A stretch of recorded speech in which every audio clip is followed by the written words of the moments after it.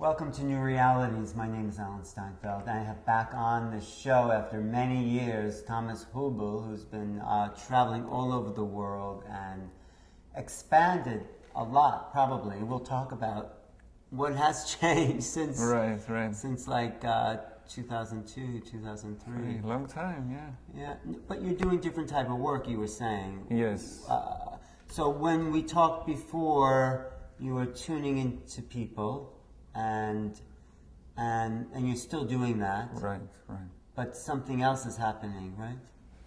Yeah, I think it just developed through the time. You know, in the beginning I worked more with individuals and small groups, and then meanwhile the groups are quite big. Wow. And I did... in the groups we are focusing still on kind of relating to the world, and what does it mean, and what does our shadow aspects do in relating to the world, how the shadow parts that we don't see block also relation and potential to unfold. Like, what's a shadow part then? A shadow part is a disowned part of myself, an energy like an anger, like love, like different parts that I cannot live because I'm holding it back, and then they appear like as symptoms back again in my life. So how would you know with me what a shadow part is, or with someone you're working with, or you just intuit? Yes, I think I developed over the time kind of an ability to see people in a very, let's say, in a deeper way. Yeah. And I'm also teaching, part of the teaching is also, I call it transparent communication, which means that we become much more aware to a lot of information that is happening as we are sitting here. So we are sitting in front of the camera, and there is two people seemingly sitting. Yeah. But what we are saying is that, for example, my brain composes you to a person. So I look at you and I see a body here, and I can say, oh, it's Alan. Yeah. But what's happening actually is that the physical body that I'm seeing is only a smaller percentage of what I'm seeing. And there are many more layers of information that are also happening, but my brain composes them to a person. But we have this sense that we can actually pick up those other layers. As I think part of this new time is happening, we are developing this sense of those other awareness. Right. And you're tuned into some of that. Right. So my work is very much focused on the different levels. This goes from personal to transpersonal to very profound levels of reality. And so on one hand you could say, okay, if I can see God or the essence, or however we call it, the awake state within you, and then I can see all the other levels of consciousness as well, and then I can see how they co-create and create reality. And so when a person comes with a question, so the question always arises on levels of separation. So where we feel separate, questions arise. So if there is a shadow aspect, for example, and I feel separate from my own anger, I feel separate from my potential, I feel separate from you, from my partner, from working colleagues. So in these gaps between us humans, parts of ourselves, questions arise. So when people come to groups, they usually come because they have questions. Questions about spiritual development, about their own personal development, problems they have. So, and we use this as an entry gate into a deepening process. But you, in order to have this awareness, you had to go into the deepening in yourself, right? Right, definitely. Has that happened over the last 7 years since I've seen you, a deepening into yourself? Of course, yeah, for sure. In what happened? What ways? What experiences have you had? I had a very profound experiences in this retreat time that I had before I started working. Yeah. And through my work is in a way like my spiritual practice. It's like something that with every group, with every session that I give, with every event that we do, I'm also learning something. More and more the details of reality get clearer. But there were some big shifts that happened where it's like, oh, now I understand this, or I know what this is. Can you talk about any of that? Before, you mean in these 4 years? No, yeah, or since I've seen you. Is there anything that has happened or it's just a slow, steady process? I think it's more like on this original experience that I had, not so much happened, but this day is pretty much the same. But the effects of this and my effect on life with this and how I work, my work refined itself quite a lot, I would say. and also the effects that it has. I think that many things grow, that the groups get bigger, that we do many collective events also for collective shadow integration. All of this is a learning process. So like to be able to work with a few hundred people is kind of an energy ability. And I think that this is expanding constantly. And then your work has also changed to do these other healing events. Tell me also what's expanded in those fields. So the work with groups is one thing, and then we organize since 8 years a festival in the summer. 8 years? 8 years. What's that called, that festival? Celebrate Life Festival. Wow. It's in the north of Germany. And this is your organization? Yeah, right. Beautiful. And in the meanwhile, last year we had 1,000 visitors through this, it's 10 days or 9 days.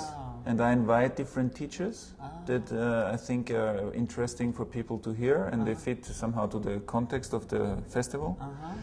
And it's a very it's a very powerful platform, because I'm also doing this kind of toning meditations with big groups. And so this together with different teachers and with the work in the afternoon in workshops creates a very strong energy field. So if there are so many people, it becomes really intense. So these big festivals then help wake people up to something else. Right. They create a strong field where people have experiences and can taste something, of course, and it's a taste, and then you need to make it your priority to deepen this. So I'm not so much interested in this well-feeling spirituality. You know, we come together, we feel good with each other, but nothing. What it's about. No. I'm more interested. The festival is let's say, a contact station for people to connect to certain paths, to certain work, to certain experiences in themselves.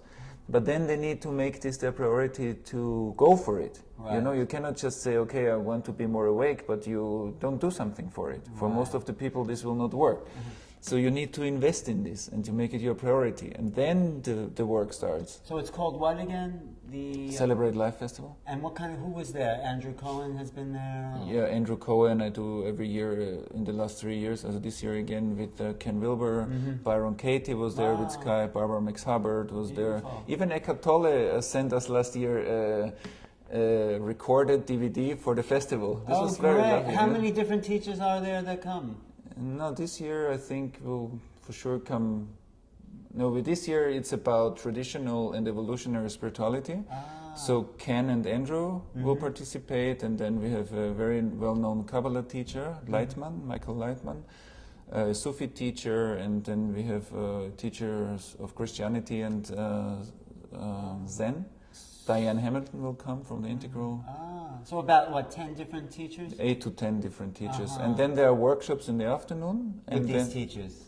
Yeah. Either with these teachers or other workshops, like also some more body-oriented things or artistic things. And in the evening we have an artistic program. And where is it located? In the north of Germany. It's in the place, it's called Oberleite, it's near Bremen. And it's the place where I run also most of my groups in the meanwhile. It's towards Hamburg? It's Hanover, Hamburg, Bremen. On the way to Denmark then, in that area, as you keep going north. Yeah. So that's one act. So you have the personal, the groups, these festivals. And then the big... And the collective healing events. Talk about this, the Holocaust healing events. Yeah, because I saw in many groups in Germany that up from a certain level of intensity, the Holocaust shadow, which is a collective shadow that is not integrated yet in Germany, and also Germany, Israel, so that in many groups it bursts out. If there is a certain intensity of group process, this pain comes up, but not in one person, so in 20, 30 people at the same time. Do the Germans feel guilty about the whole? Yeah, very much. The young Germans? Very much. Because I think those young Germans may even be reincarnated victims of the Holocaust. Both. There's a complex field in this. Yeah. I think I was in one of those concentration. I feel very strong feelings when I watch movies about that. Yes. But so what do you do? This thing comes up in the groups, the collective shadow, but how do you deal with it? And then we go through this, we go into this and we integrate it. So I work with the people when it comes up, and then we go to more to the core of it, and then we, by experiencing it very consciously and with a lot of presence and awareness, and with integrating the shadow parts, so really to allow to feel what is there. So someone come up and say they feel guilty, or no, feel guilty is still easy, but no, easy. This is still simple, the beginning. on one level. Yeah. Yeah. But then mostly it goes deeper, and the pain of the time that was there, the suppressed pain of millions of people, is still in the collective body. Wow. So, and once we touch this, and especially when groups get more sensitive, more open, more willing to experience and feel life, suddenly this energy has a gate and it comes out. You know, because many people suppress it and say it's not there, it's the past. But it comes back as symptoms, you know. And now we have the possibility either to integrate it with consciousness work or to carry it out through generations of symptoms. But how do you integrate? It arises. It arises, and then we tune in with it, and we see this is different with everybody. So there are people who are more connected to the perpetrator side, there are people who are more connected to the victim side, there are people that connect it differently. And so we work with everybody individually, but also in a group context. So if I come up and say I feel like I was in some of the concentration camps when I was... and I still feel like that's in the way, it's creating patterns for me of not feeling enough or being overshadowed by something. What could I do about that? So now it's a bit artificial because now it's not really coming up. But I feel it anyway. I sense that if I go into, I know it's a bit, but I do have that, I do have a real sense of that being true. I'm not feeling in the depth, but I know it's there. Yes, so when it starts coming up through the process in the group, so then I would encourage you to, okay, let's go into this feeling and make it more, feel it. And we release, often there are coming images with it and memories and connection to the families in the... In Germany, there are a lot of people who have families that were involved in the Nazi past or families that were involved in the Jewish past. So, and once it's triggered, you see also how in the families this had an impact. There were women that got raped in this time, and then their children carry out some of this stuff. So it's very complex, but we go into this, and I work, so there's the group, and we also work individually. I have also some assistants that help me do this work in the group. So we stay with it until, and then often we do this kind of toning meditations to invite, let's say, a higher intelligence or a higher light to support the transformation. So these groups are called Holocaust healing, or no? This is when it happens in the group, and then we did, and then I said, listen, in every group nearly it comes up. It does. So we need something much more powerful with a mass of people, like with many people. So we are building now. In the last event, there were 900 people already. Wow. And I invited some speakers, and I made a whole event for one day, and the second day with a big workshop, and so we look at this with a mass of people, and we are looking to connect to this past. What do you call these events? They are called synchronized humanity healing events. Wow. And so we had even an internet Skype transmission with a group in Israel. And we had a big screen, and then we had some people speak in Israel from the group, and some people in Germany. And next time we want to even do it with a big event in the States, a big event in Germany and in Israel, and to connect them through the internet with big screens, and have different speakers and have it synchronized through all three places. This is the idea for now. That's possible. We have the technology to do that. And it was so touching because people say, okay, through the internet, sometimes they say, okay, it's too dry, but it was not at all. There was such an emotional transmission through the people who were talking from Israel, so it was very, very strong moments. So you had 900 people there, and you're on stage to start, and how does it start? I mean, how do you... Some things come, and I speak to the topic, and then I invited some speakers, and they were speaking. And particularly towards the Holocaust. Yeah, and some of the people that were more involved in the perpetrator side, some people that more with the Jewish background, and then it invites the audience also, and then we had some exercises, like also some World Cafe exercises, so that people can engage. And then at the end we did this big toning meditation with all these people, and then I feel always that there is a lot of, let's say, transpersonal power coming and supporting this process and do the transformation. Do you feel then the shadow of something is then shifted? Right. For the whole the whole German Jewish consciousness is... Right. A bit of the work is progressing, because it's a huge thing and it's not done with one or two such events. But my aim is to create big events with thousands of people. Wow. And then to maybe even connect it to music events. Wow. And then do this kind of meditations with, let's say, 20, 30, 40,000 people. So to have really an impact, and I believe that this kind of individual therapies, by the time they will be updated by more collective, that we come together, we generate a very strong field, and then there is a higher, the future potential coming in, and supporting some kind of healing or transformation process. And I think that we can use this also for other things, for not just for the Holocaust, for other shadows in other areas. Like the men-women relationship. For example, yes. Yeah. Or even some diseases that people that share the same symptoms, that they can come together and we can work also on this level with this kind of things. That's amazing. That's a kind of a collective way of working on something. Right. It's beautiful. The creation, it just came to you to do that. Yeah, very beautiful. And I think it's, and I love this work. I love to work with huge audiences. It's very beautiful. Nice. Good work. Yes. It's beautiful work. Wow. And I also, in the last years, because you asked me what changed, is that I start building up an academy. Like I founded in 2008 an academy, it's the Academy of Inner Science, and there we give, many of these activities happen within this academy. And what's the academy called? Academy of Inner Science. Oh, Inner Science. Like a science that the awakening process is in a way also kind of an inner science, and that there is a kind of a spiritual competence that we can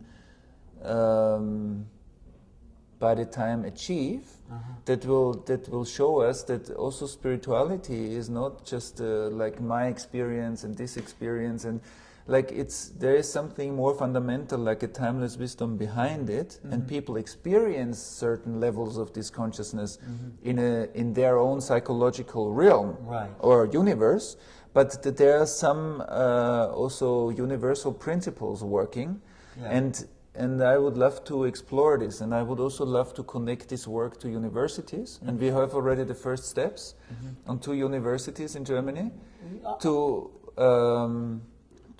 create programs that will run parallel to the university degree. So you have an academic study and you have an inner work that will be offered to students at the same time. Wow. Because I think that the inner and the outer science together, this is very powerful. If you have the leaders of the next generation already with all this wisdom,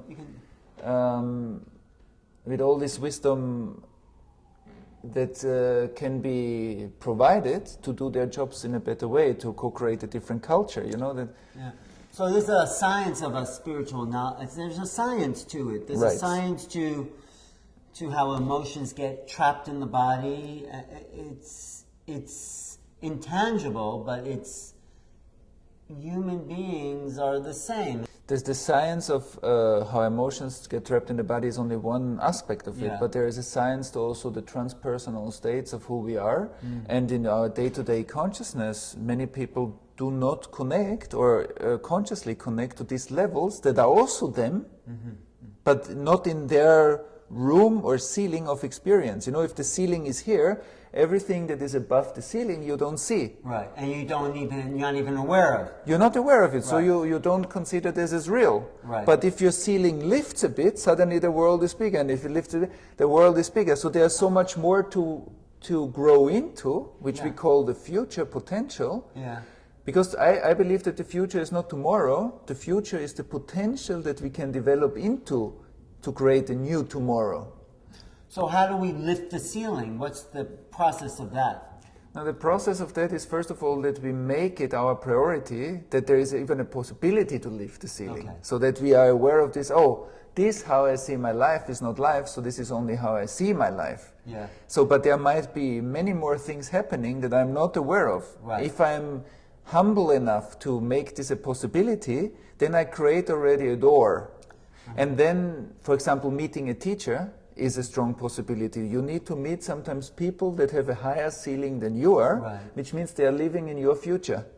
And if you because even for me, if I meet a professor for mathematics, for higher mathematics on the university, this person is living in my mathematical future. Yeah. And same do spiritual teachers live in the future of other people because they went into territories that the people didn't.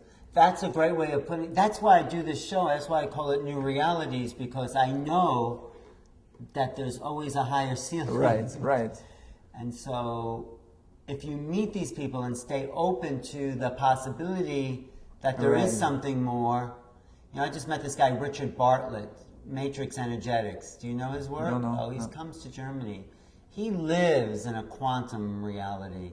That just expanded me so much to what's possible. It was really beautiful to meet someone who's living in a whole different way. So this inner science. Right. I think this is very important that we keep what you said, this humbleness that life is not the way we see it. And logical, it's logical, but it's for often we don't put it into practice in our life what this means. So that often we take our perspective as this is how life is, but this is how life is for me, but it doesn't mean that life is for you the same way. But you know, part of that is the culture. Culture educates us or brainwashes us to see just a narrow piece, and we don't see, we're not programmed, we're not allowed, our minds have been fashioned in a certain way that traps us. And of course, meaning teacher, we're creating a new culture that makes more things possible than it was for our parents. We think different thoughts, because we're evolving culture. I'm saying it's the individual, but the individual is influenced by the culture they live in, and that creates the boundaries of what's possible for them. I mean, it's just another piece. Yes, and the culture is we. Yeah, you know, we are the culture. We are the culture, so we are co-creating this. And, but we came into it first, you know, and it's our choice to expand it and we're expanding it or trying to, but most people just want to fit into the box and they don't even know there's a ceiling and they're happy with the ceiling. Those who wake up to consciousness or something else, what do you think? I think it's important that we see that we cannot say culture programmed us. We can say it like this, but we need to be aware that we don't make us the victims of culture. No, we're not. I mean, I'm not saying that we are victims. I have to say we came into a system, you know, from a child. We learned the rules of reality. Right. And now it's up to us to realize there's more and to do something about that. Right. Yeah. Especially to do something about it. Yeah. To humble, like you said, to say, maybe there's more, maybe my ceiling, maybe you're sensing something that I could also sense. Right. This is the one thing, and that you are willing to engage in a kind of a practice as well. What's the Because practice? I think that for most of the people, they need also a certain kind of spiritual practice in their lives in order to become more and more aware of the habits that we are creating, habits of behavior, habits of being in the world, of thinking, of feeling. So there are many habits that seem us if we don't practice a bigger and bigger awareness that contains these habits but doesn't make us slaves of it, you know? But what would be like a practice? A practice would be, for example, a meditation practice, a practice in interpersonal clarity, a practice in the shadow integration to take care of the stuff that we are not seeing. So there are many aspects to practice, to get out or get bigger than this. You cannot get out, but you can get bigger than the stuff that is running you.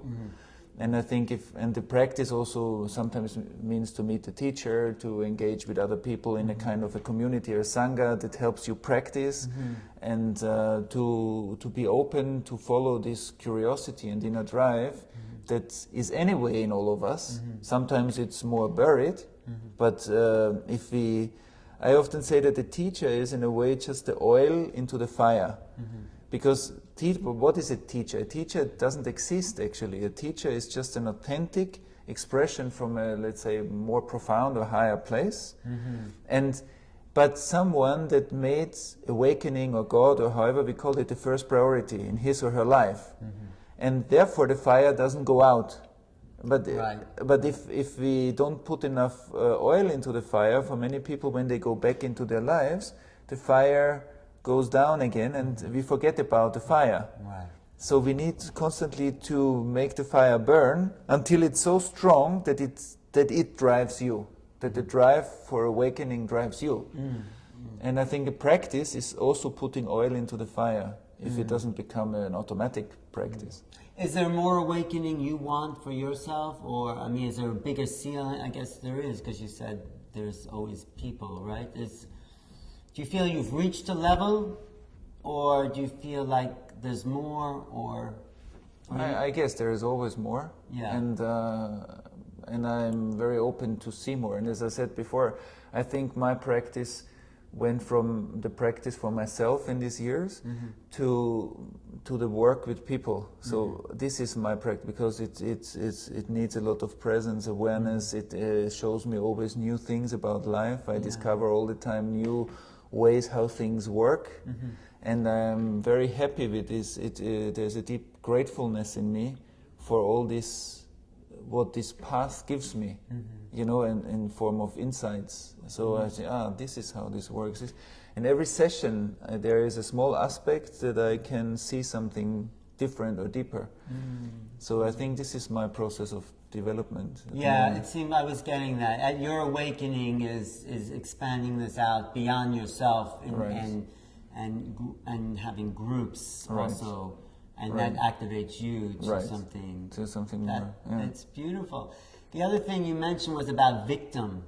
So going back to the Holocaust thing, you know, both the Germans and the Jews were both victims of this consciousness. And it's something that happened in the past that's still present, but the victim on both sides, that consciousness is still there. How do you work with that?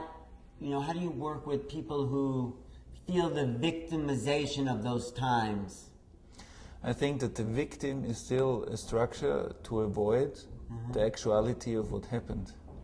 Because in the moment we label ourselves with the victim, we also avoid part of the pain and part of the intensity of the happening. So, and I'm always looking, we can say, here, perpetrators and victims, or both, maybe as you say, both are victims. But I like to come down from this label of victim, and I'm looking, what are we avoiding with this? Even with the guilt, what am I avoiding with the guilt? What is the real pain we're avoiding? What is the real intensity of what the Holocaust is or was? What is the intensity of what couldn't be experienced, and therefore it has been split off as a shadow. So what is this intensity that is there when we talk about it? Suddenly the whole room goes paralyzed and feels totally heavy. You cannot breathe anymore. What is this, what we are not feeling, that it feels so paralyzed? So there is a collective paralyzation of the incredible pain, and I have heard stories and experiences of people throughout this work that it's unbelievable that you can survive something like this. Some people had stories in the Holocaust that are unbelievable, what happened there. And they survived. And some of them survived, and they told the stories. So, and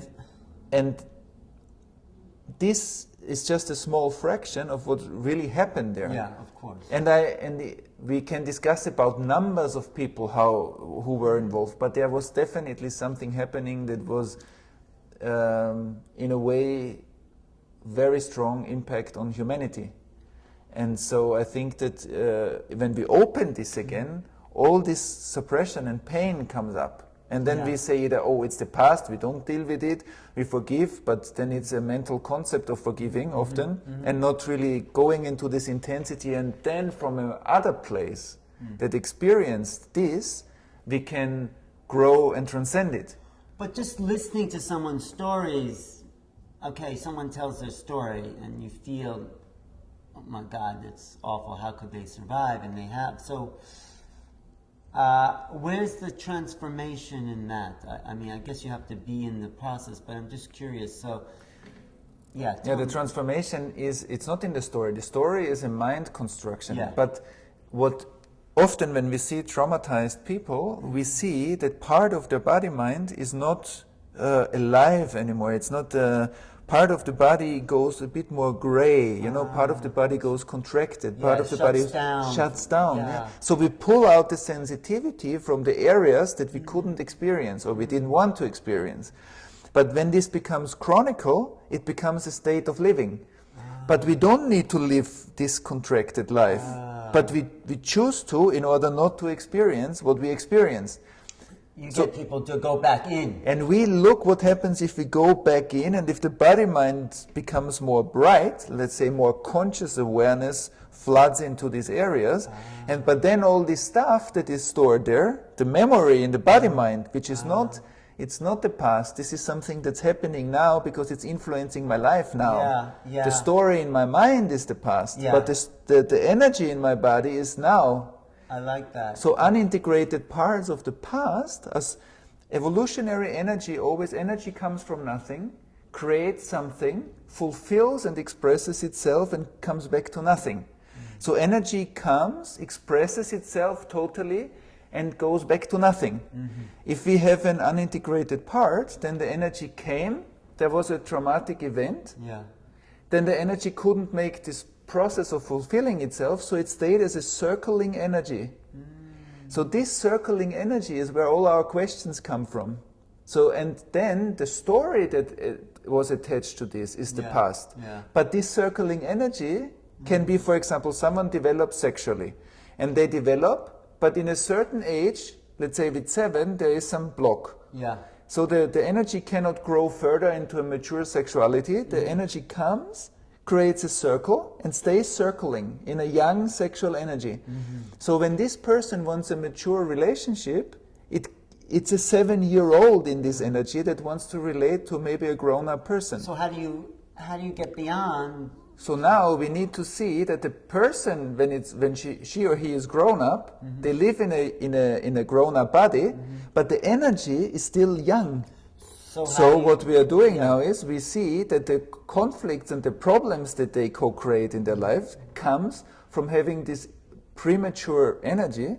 So we bring awareness to the premature energy because the person has eyes of 40 years old and looks here into him or herself.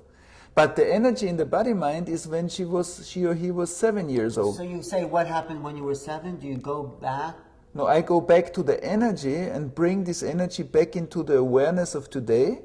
And sometimes it's necessary to release the pain around it, but sometimes it's only necessary to reconnect the energy to the awareness and consciousness. And how do you do that?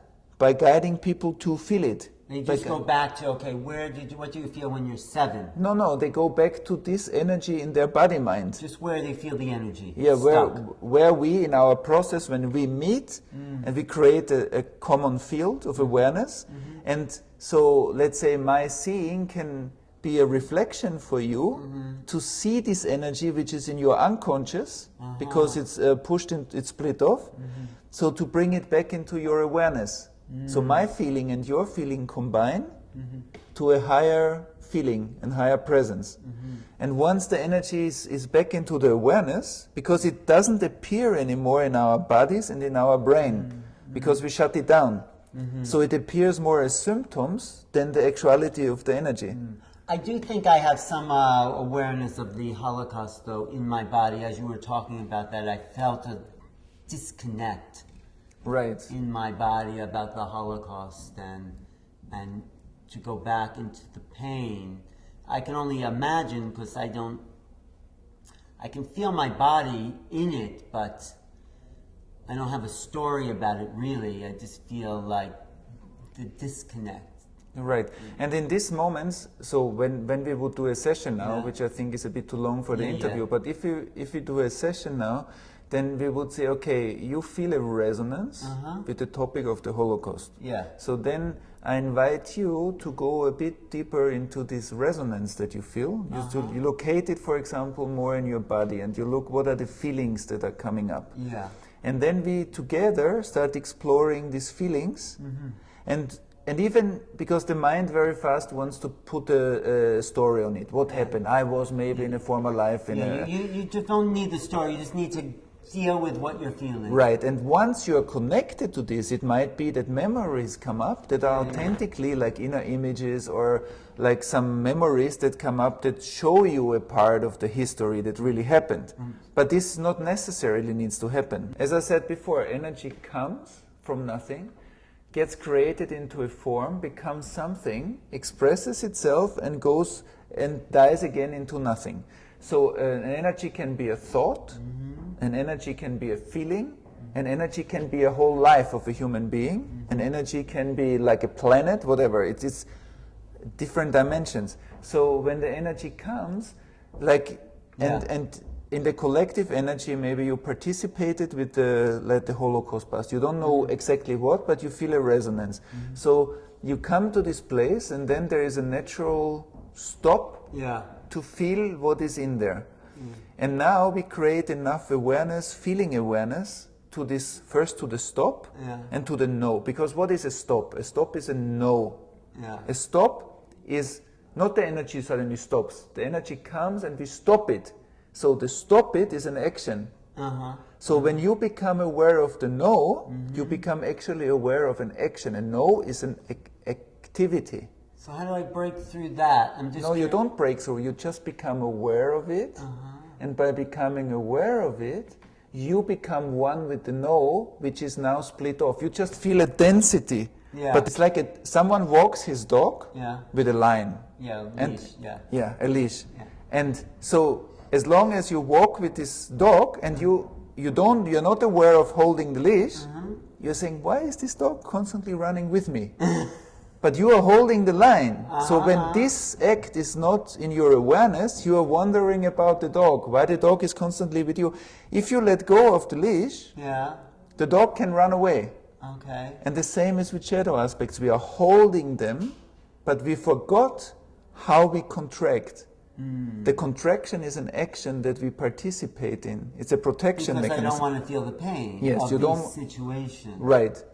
For example, you hold something in your hand, like the leash, you become aware you're holding it, and then you can open your hand, and then it goes automatically. Then the feeling comes by itself, because feeling is energy that wants to move. Once you let go, the awareness actually comes, and that's the release. And that's the release. When we say a block released, means that we become aware of the no can open itself, and the energy can come out. And the energy is an experience of a feeling, is a very intense feeling. So once we experience it, it disappears into nothing. And the body feels more open. And then it's released on an individual level. And the same works also on a collective level. When many people become aware of the Holocaust shadow more, they provide the feeling, because they are the future for the Holocaust. We are the future for the Holocaust. What do you mean the future for the Holocaust? No. Our intention for transformation is, let's say, 2 generations or 1 generation later. So we are already the future intelligence for this time to feel. To feel what in this time has not been felt. But if we don't feel it, it cannot fulfill itself, so it will stay stuck as a symptom. By being a generation that feels, it gives birth to the next generation of awakening. A new ceiling is risen above the old. Right. So we're giving expression to the future by allowing ourselves to feel this. We bring the feeling awareness into the time when it couldn't happen.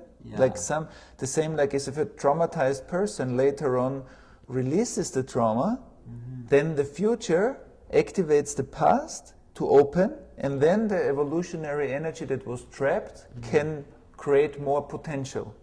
So we all are living intelligences, and the intelligence is always a movement. Intelligence is not a thing, it's a movement. So the more movement through us, the more intelligent we are. Right. No, this is why I don't think it's the end of humanity. I think we have a future, because, of the work people like you're doing to bring us, all of us, more alive. Right. More feeling. We are creating the future right now just by what you say. But what you've demonstrated is that The future's created through the feeling expression of who we are. That's evolution. That's what it seems like evolution is, from what you just described, right? Yeah, and evolution is the possibility of life to go into new territories and to transcend and transform old structures. So the crisis and the pain happens when we create structures and we keep holding on to them. Then the power of life cannot create new things. So it stays, the power stays stuck and creates tension. Yeah. And the stronger the tension, the stronger is the suffering. So some people say life is suffering in some Buddhist tradition. But I think it's not life is suffering, it's more the resistance to life is suffering. Right. So when we resist life to develop into something else, because we fell in love with this structure, so then transformation or not transformation, evolution cannot happen so easily. Right. And then it needs to happen through crisis. Right. But we can also develop, already the wisdom tradition tells us, in the Tao Te Ching is written, bring things in order before they exist. Mm-hmm. So if you are already before you are as a form, you become aware of the whole process of creation. Mm-hmm. This means you come already from the future into now. Mm-hmm. So you don't need a crisis to develop, you develop from your connection to spirit. Mm-hmm. Right. And that's the natural way of evolution. That's the wisdom way, yeah. The wisdom way. What we've created in our society is this crisis way. Right now, anyway. Right, because we are not enough people are connected to this higher potential, so therefore we constantly keep holding on financial systems, educational systems, all kind of systems, and then we need a crisis to break the system. The crisis actually is something good, but we see it as bad, but it's actually something good. We need the crisis in order to bring more air into a space in order to develop further. So, and sometimes we think the crisis is against us, but it's not. It's a liberation movement. Yeah. And therefore I think the best leadership people on the planet are the ones that are able to contain the chaos within within their systems. Because most of the people try to keep their company safe. Yeah. But if it's too safe, it cannot develop into something creative new. But leaders that can be in the unknown of the creative chaos, they move forward to another level with their company because they are not afraid to change. Right. And this is very beautiful. This is a very beautiful aspect of leadership. Yeah. No, I like how you're describing it. You're describing also natural evolution. I mean, the proper humanity, it's sort of the Holocaust is sort of a microcosm of the whole of history in a way. You know, we create these crises, humanity gets stuck, they hold the shadow, and then someone or people or groups arise to create a new future. It's not just the Holocaust. The Holocaust is a big shadow, but it's just one of many. The whole, like we were saying, the male-female relationship, the banking system, the whole money thing, it's all, you know, similar to a Holocaust, you know, the way the culture has created almost not to be victims, but a slave market. You know, there's those that have and those that have not, and of course there's other elements inside, but that's all in crisis now.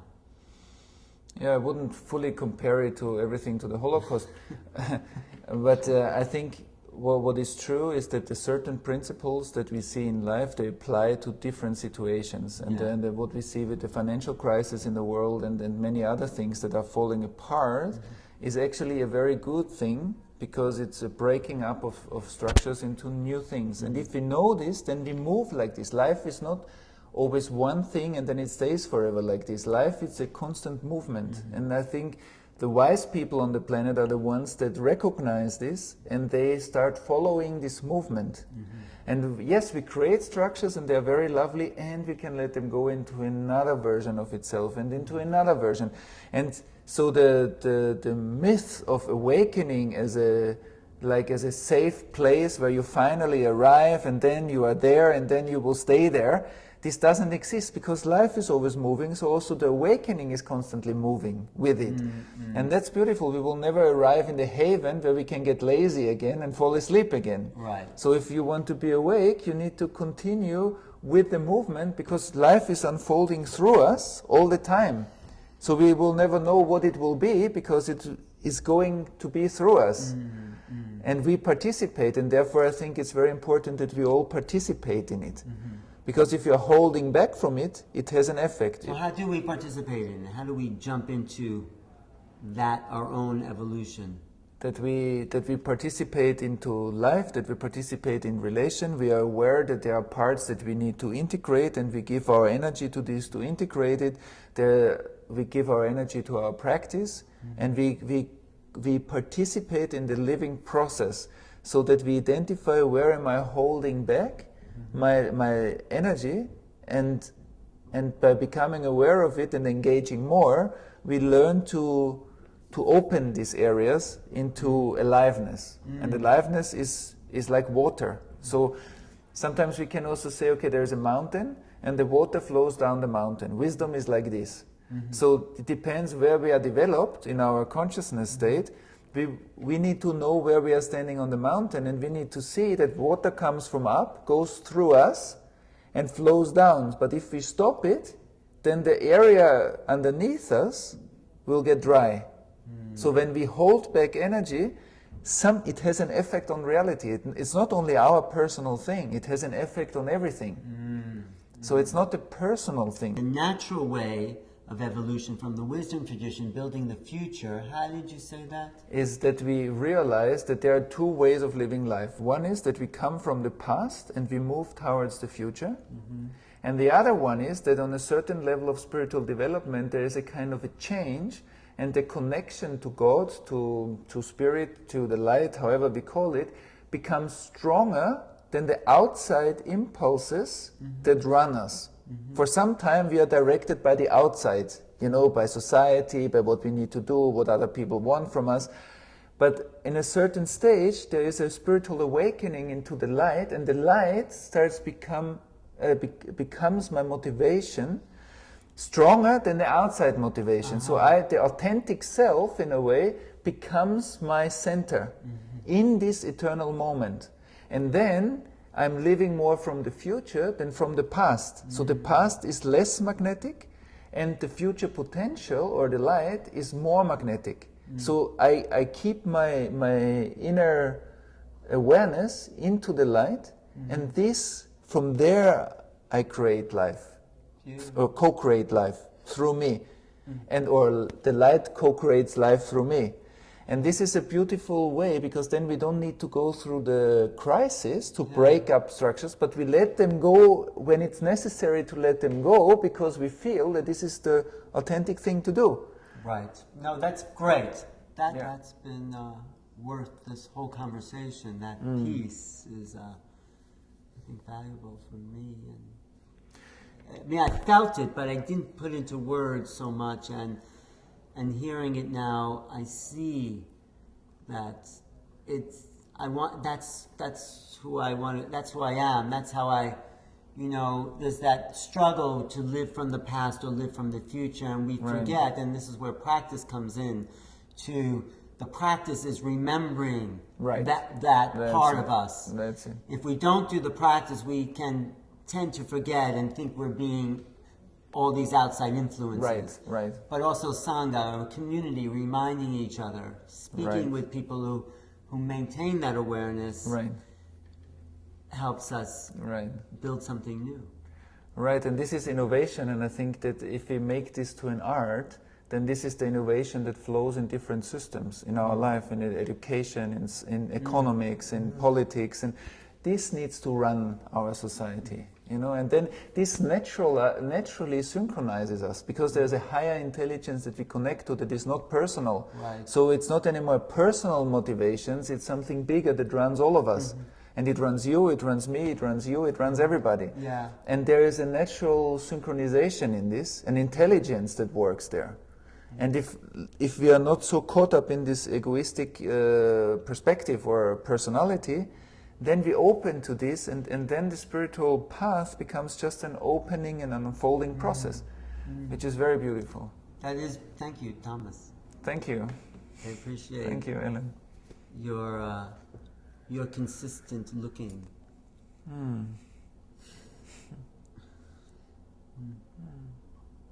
Yeah, thank you for the interview. No, thank you for just hanging out and telling me your intent on why you're here. You know what? It's your creativity, it's your art, it's your play. You know, it's your. It's what gives you. I feel the excitement in you putting these things together and giving back to you, but to everybody. It's you've connected with something that's really beautiful. Yeah, it's a big love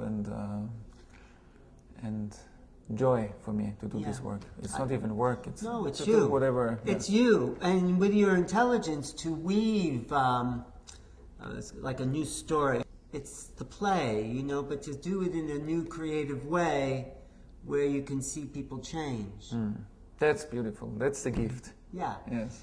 It's a gift, and it's somehow you've connected with something that allows it to happen. Thanks. It's good to see you again. Yeah, it was good to see you.